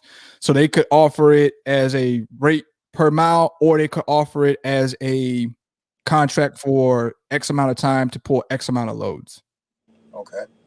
All right. Well, I got one more question, then I'm gonna let you go. Now, okay. Dealing with you working like over the road and doing local, is your expenses the same? Yeah, so my expenses were the exact same. So when I came back local, they were the exact same. The only difference is I picked up on doing my bowling league. So that's like an extra $25 a week, you know what I mean, for me to bowl. But outside of that, nothing changed as far as the cable bill still was the same. The electricity bill still was the same. The water bill was still the same. Might have went up a little bit because now I'm home too, taking showers. So that might have went up. As far as those, and maybe as far as groceries went, might have went up a little bit more because now my wife has to cook additional food for myself. But it wasn't nothing that was, out the way to where it was a drastic change to where I picked up, where some guys go over the road and they don't have an apartment or a car. So now when they go local, now they got to get an apartment, a car, you know what I mean? And they are picking up expenses that they didn't have when they were OTR. Whereas for me, I didn't change anything because I still had those things. Okay. All right. All right, brother. I'm gonna let you go. I know you got a lot of calls, man. I appreciate you, brother. I do, Tyreek, and I appreciate you for calling in, man. Don't be a stranger. Call in again, man, on any topic that you feel that you want information on or you want to elaborate on. You're always welcome over here, man. Appreciate it. Yes, sir. All right, brother. Stay safe. You too, brother. All right. I got a super chat came through from my man JB Stupid Rich. Dope name, man. $9.99 super chat says pros, you're home every day. Cons, you're home every day. I like that. I can't fight on that one. I like that. His pro is that you're home every day, and his con is that you're home every day. Okay. It's good to be home, and then it's also bad to be home. And I can understand that because it is good to be home every day, but at the same time, by you being home every day, that could be like I said before, you could be a burden or you could be in the way. Whereas I felt like by me being local, I was home physically, but I wasn't home mentally. And at that point in stage, I'm in the way more so than I am a help. So that's a true fact. I like that. I like that one. Dope. Appreciate that, man. Next caller, Trucker C Link. Let's get it. What up, love? What's good, man? All right, guys. Here's the deal. Now, I did local. I'm still technically local intermodal. My situation is a little different because my company, they fly me out to different states to help out for guaranteed pay. So I make a little more than what I was making back home. But what I did notice is y'all were talking about how local pay is different in different areas. Because I live in North Carolina, so I work out of Charlotte local. And the intermodal pay sucks. I'm just going to say it. Sucks. It do. I did intermodal in Charlotte. It's trash. And with my company knowing that when they sent me to California to work for 3 months, I'm finding out from drivers out there, their pay is way better. They're getting way better drop and hook pays, everything. And it's like every other state besides Charlotte is making more. And when it comes to cents per mile, and I'll say this, I know I took a pay cut going from OTR. For sure. Because they only pay you 31 cents a mile for intermodal local, but they say you make that less because you get paid for everything else you do. Who you was pulling for, Hub? Yeah, no, JB. Oh, JB Hunt. Okay. And see, the thing I realize is other states, when I look on the job board, they're paying their drivers 40 cents an mile coming in just for local intermodal. So for me, I would say if you're a person like me, I went home, got the road. I said, well, I'm going to be local for a while. Let me give this a try, see how this works. Yeah, I was liking it. Like I said, I'm still considered that, but I'm working out of Florida right now, helping out. So I get like a guaranteed pay daily. But I'm getting ready to go back to OTR. Because I feel like since I've been, when I was home local, I accumulated another bill that I really would have never accumulated, which was a car payment. And then also, I don't know, with me, it's just me. And then I have my mom and everybody. But I feel like with me being back home local, everybody thinks, oh, my pockets is the one you come for. Okay. And that's the problem for me. But I will say, being local also, I was on night shift. I noticed thinking, okay, I'm going to have more of a life, this and that. You don't have a life. You go to work at 2 in the morning, make it off, 2 in the afternoon, make it off 4, 5, 6, 7, 8 some mornings, go home, sleep. Off 2 days, you tired one of those 2 days, so you don't do anything. I would say if you are a person that, if you don't have kids and you really ain't got reason to go local, especially intermodal, stay OTR and stack your coins up. That's just the way I look at it. You ain't got a family, you ain't got nothing to really be local with, you just want to be local just to be on and party, I can tell you it's not going to be like that. So Depending you on said what you want for. intermodal ain't the move for the local cats. Not in Charlotte. No. Okay, Charlotte. Not in For sure. Charlotte. Not in Charlotte. Now, if you talking about maybe going to Georgia, I know they make good. And up northeast, like PA and stuff, they make pretty good because I know when I was up there helping out, they got a pay raise to like 48 and 52 cents a mile just being local. Even even if you think about doing intermodal regional, do your research of the company you're gonna do regional intermodal with. Because I could tell you, even working out Charlotte for regional intermodals, they don't make much more, 10 cent more or so than what you make local. You get more as the years go on, but your raise is only like 2 cent raise, if that, a year. Right. So I would say if you're thinking of leaving OTR, just do your research. Do your And research. even on intermodal, that hazmat is your key to making more money. That's a And fact. I can say it because I don't have my hazmat yet, and I was gonna go get it. And they're like, "Oh, you missing this and that money." I'm like, "Yeah, but when I get my hazmat, the thing is, I've had my tanker endorsement for 6 years. I just haven't used the tanker endorsement. I get my hazmat, I'm going to pull tanker, either regional or OTR or something, or moving somewhere where they pay tankers more than Charlotte to be local." That's a fact. So, Once again, location. Trucker C, I appreciate you calling in, man. I gotta get to the next caller, man. all Thank you right, so man, much. you're welcome. All right, bro. Take it easy. All right, Mob. Let's get it again, baby. What you got? Hey, I remember what that job was. It's a you ever heard of a concrete pump truck? Concrete pump truck. Yo, is that It's one of the where trucks that they nah, go ahead and tell me. they have you ever see like constructions or whatever, they might build in a warehouse or whatever, and they may have a truck there with like this huge boom. It's like a big old hose. Correct. That Yeah. reaches over like 200, 300, 400 feet. Because like if you pave like foundation for a warehouse, you can't like just drive in and out. Correct. So they have like this thing that comes out, and it's like a big water hose almost. Yeah, that's what I was going to take my guess at. What you was talking about. I know exactly what you're talking about. Mm-hmm. But I have a question for you, man. Oh man. Shoot it.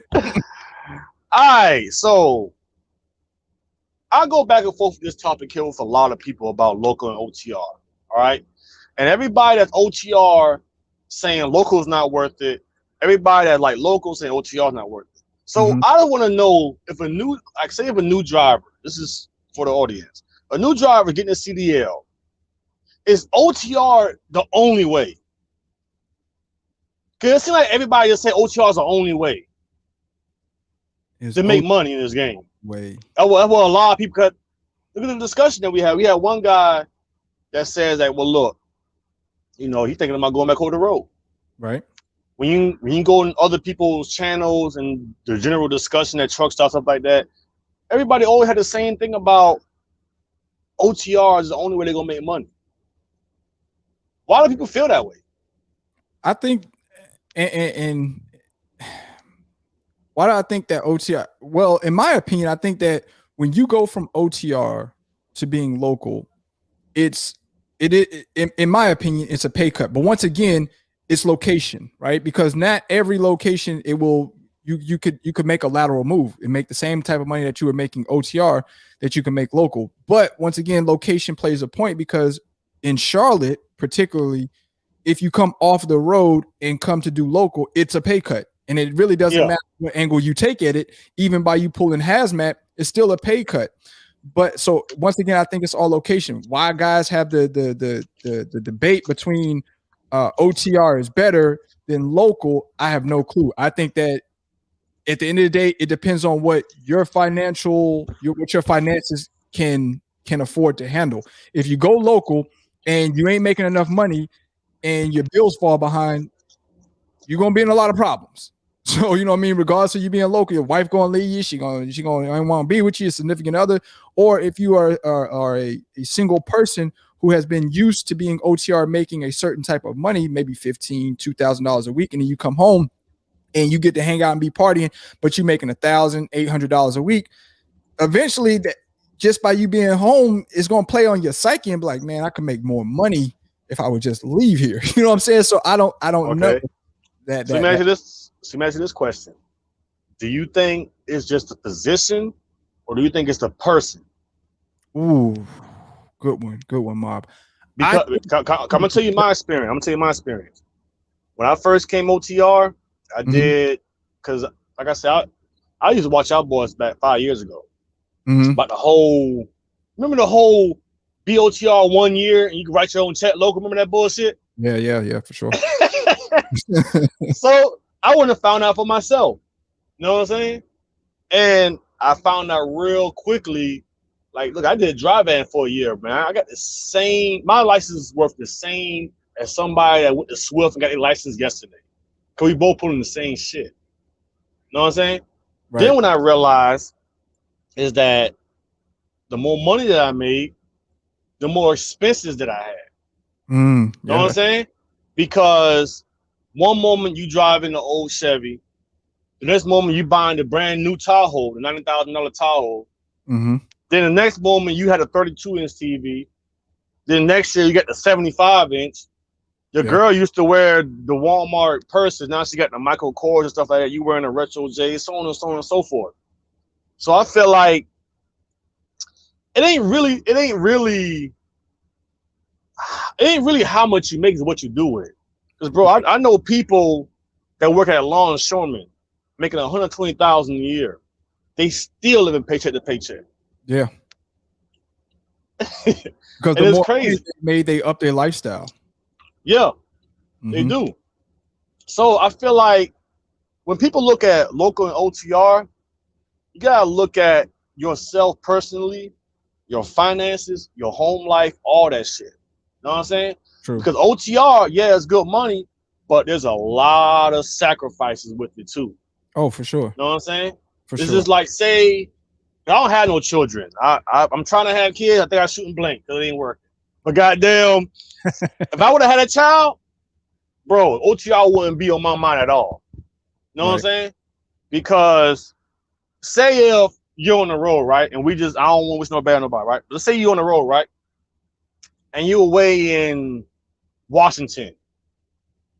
And something happened to your children. And somebody, your mom call you, hey, something happened, so and so and so and so. I need you home. Nigga, you all the way across the country.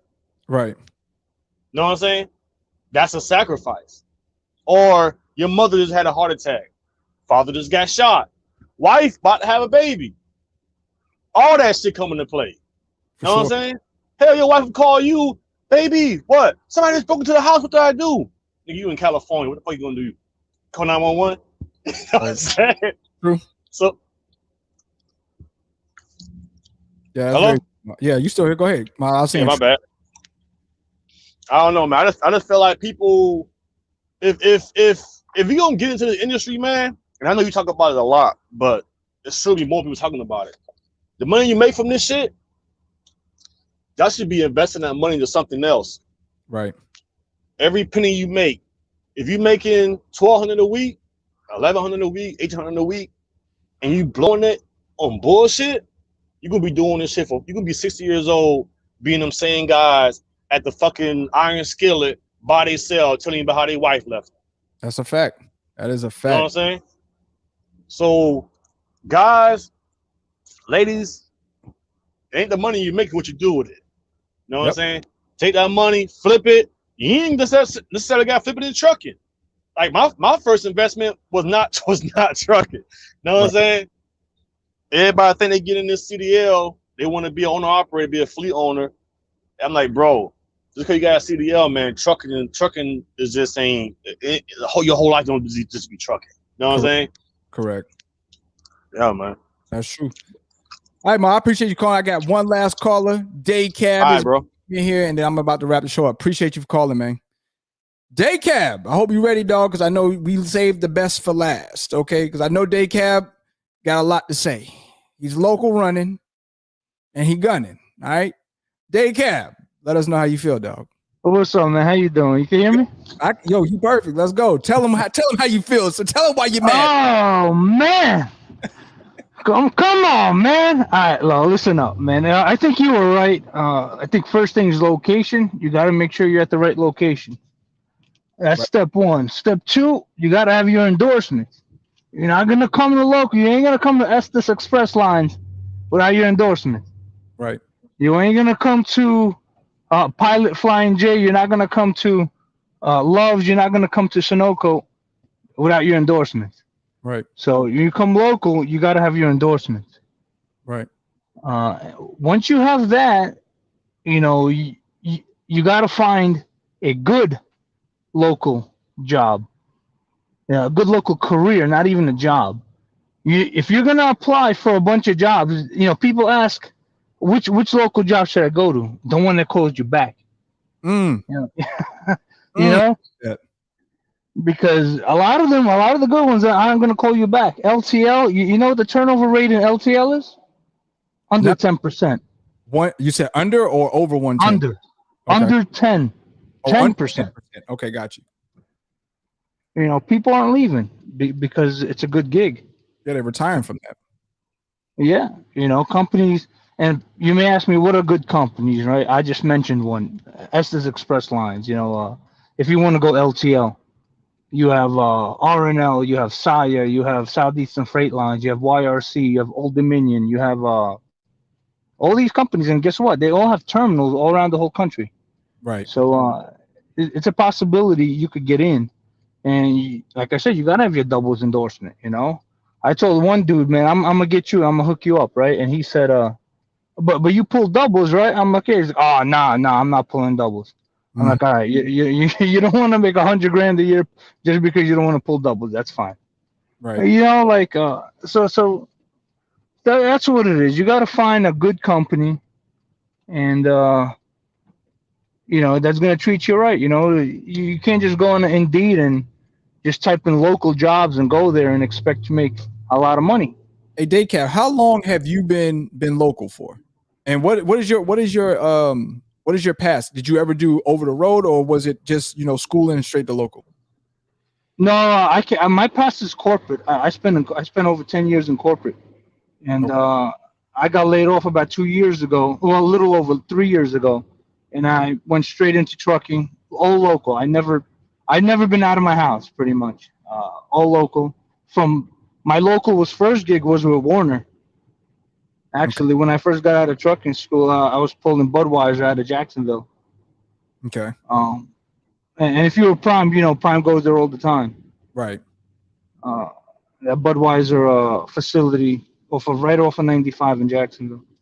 So Warner had a bunch of local trucks over there, and guess what? Most of them were manual. So that was another thing. Is you had to know how to drive manual. Now Warner's like, yeah. Warner said, "You know how to drive manual?" I said, "Yep." Okay, come on in, because they couldn't get people, man. People graduating out of CDL school had limitations on their license. They couldn't do that job, so I could have, so I got in, but they weren't paying much. So how about right now where you at? Are they starting to go into automatic trucks right now being local, or are you still pushing a stick? Right now, a lot of the new trucks they're buying, they're all automatic, but we do have a lot of trucks that are still manual. You're not coming to Estes if you ain't got a manual, if you can't drive manual. Ooh, okay. Good. And you ain't going, yeah. Yeah, go ahead. No, I was saying that's a good point, because a lot of guys are going out to school getting the automatic endorsement put on, which that never existed when I was in trucking or in school. There was no automatic endorsement, but now the automatic endorsement is there, and now they're saying, "Oh, I'm gonna run home to be local." And what they're finding out is places like you said, Estes, you can't come over here with that, and they're getting shot in the foot. Yeah, they ain't gonna come, because we still have a lot of gliders, old gliders. We have some old Cascadias. And a lot of companies, like us, they buy older trucks. They don't buy it. Now they started buying newer trucks, but a lot of the trucks are older. You know what I'm saying? And companies that have brand new equipment, it's hard to pay your employees, good money when you're putting all your money into your equipment. Yeah, that's true. That's very true. So check it out. I want you to tell me, pulling LTL, pros and cons as far as being local. And this is coming from a person that has never been OTR. Just what are your pros and cons that you see from being local as a truck driver? Cons are, I'll start with the cons. The cons of being local, I would say, is that it's very limited companies that are going to pay you well. Like I said, I've been on Indeed. It was hard. It was hard to get in. I've applied, got to be at least 30, about 30 companies before I was able to get in. I was on Indeed every single day. I had alerts going for the companies I wanted to get into. They would only hire once a year if I'm lucky. Well, in March, March is usually, that's the gem. LTL hires in March, April, for the summer. That's the gem to get in. So if March, April, that's when you want to get in. And right now, LTL is hiring. So if people are able to get in, get in. But going back to what you were saying, the cons is hard to get in, and a lot of local jobs don't pay well, as many mentioned. Shifts, you're gonna have to sacrifice on what hours you work. I work night shift. I'm going there now. You know what I'm saying? So LTL also, I have a bid run. So that's not easy to get. Explain to them what a bid run is. So a bid run is a senior. It's based on seniority. So you have to be within the company, and the people that have been in the company before you, they have seniority over you. And there's two types of bid runs. You have the line haul, which is what I'm doing, and you have the day shift. The day shift is the P&D. So I had to do pickup and delivery, which is a pain, for about 9 months before I was able to even get my bid run. So I was pulling a pallet jack back and forth, a 48-foot trailer, pallet jack back and forth, doing 15 to 18 stops a day. Until the line haul runs came up. People put their name on it. They called them by seniority. My name came up. There was 1 or 2 runs available, and I got my run. So that's the way it worked out for me. And here in Jacksonville, Florida, I tell you honestly, I got kind of lucky, because we're kind of like in that corridor because I'm at the I-10 corridor. Everything goes west to California, Texas, whatever it is, and then you have everything going south to Miami. So I'm kind of in that hub area where everything has to go through Jacksonville to get to their final location. Right. So I got kind of lucky there. So that's another thing going back to location.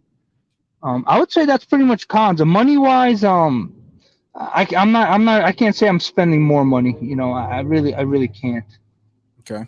I'm spending more money. It's all about how you manage your money. Throw on some Dave Ramsey at night, and you learn how to save money. There you go. What's your pro to it? What would your pro to an individual that wants to come local off OTR? What would the pro be?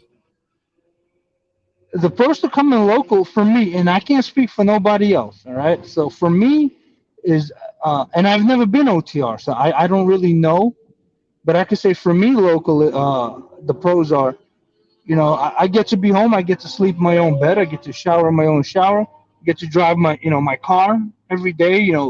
Eat the food that I want to eat from home. Get to cook my home food, and have somewhat of a traditional life, right. For lack of a better term. And that's what I'm looking for. I get to, and I'm like I said, I don't want to speak for nobody else, but I get to see my 2 kids every day, and I actually spend time with them. Like I'm home. God damn, this freaking squid over here is on his motorcycle. So in year number one, what can one expect in year number one coming LTL? Is it going to be rough? Is it smooth sailing? Is it seniority based? You're going to have to work your way up. You're going to have to work your ass off. What is your advice in year number one to keep them afloat? I would say before even year number one, I would say get with somebody who knows, who's been doing it for a long time. Get yourself an OG who's been doing it. Okay. When you get one of those guys, they'll get you into their company. Find someone like that. There's some of them on YouTube, some of the smaller YouTubers. They're here. You know who they are. For sure. And they'll get you in. Just listen, and then once you get in, sit your butt down. Sit your butt down and work. Go to work, do your job, and go home. Don't try to make buddy with people. Just go in there and do your job. And a couple of years down the road, you'll see your 401ks where it needs to be. Your paychecks are where it needs to be. Your vacation times are where it needs to be. And, you'll be where you'd want to be if you want to be local, and again, it depends on how you use your time. When you're home, are you using your time successfully? Are you just sitting on YouTube watching videos all day, or are you doing productive stuff? Fact. That's a fact. You know what I'm saying? Because if you're gonna be home chilling and playing video games all day, or whatever you may be doing, and you're not doing other stuff, maybe you want to be working on a side hustle. You know what I'm saying? Maybe you're a barber on the side, or you're you want to work on a website, or you want to detail cars or something like that, or you want to open up a little trucking business on the side. Who knows? Whatever you want to do, I would say you can do that. And the one thing that locals, a lot of people get tricked in, and I've heard a lot on your channel, is that they get into these gigs where you're working 60, 70 hours a week. Yeah. I don't work that. I work 50. Right. There's no way in hell I'm working crazy hours where, I'm Monday through Friday. And are they paying anything over 40 overtime? Well, I'm by the mile. Okay. If you're doing day shift, for Estes, for example, if you're doing day shift, I think they start you off at like 25, 50 an hour, something like that.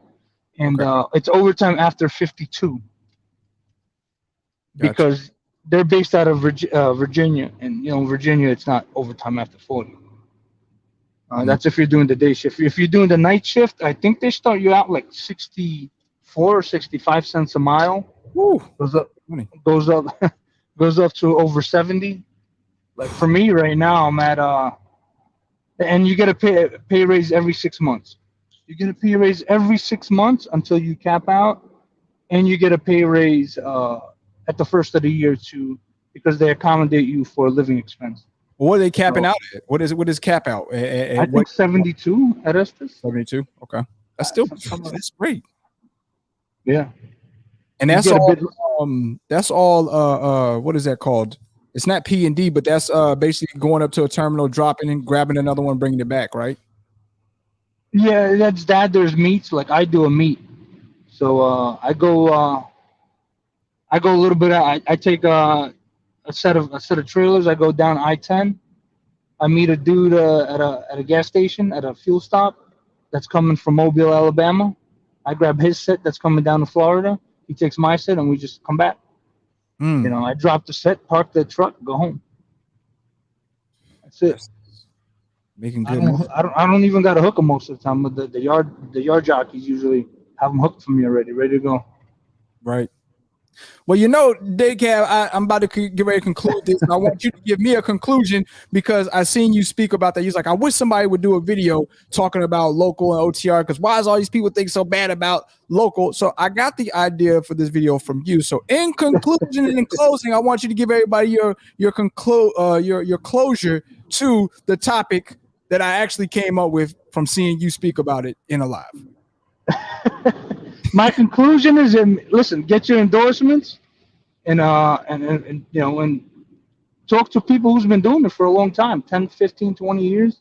You know, I would say, and I'm not saying anybody here, you know, if you talk to someone don't talk to people who had a bad experience at it.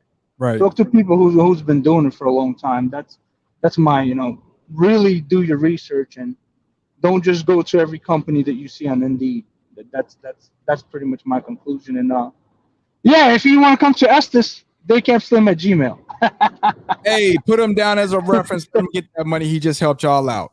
All right. Bomb drop for my man Daycap. Daycap, I appreciate you coming through, man. I got to get ready to wrap up the show, man. Thank you so much for coming on today. All right, man. Take it easy. All right, you too, man. All right, there y'all have heard it. To each and every person that came on the live, that hit the link, that dropped some information to make y'all potentially a better trucker. Whether it's that you want to go local, you want to go OTR, you got some information right now.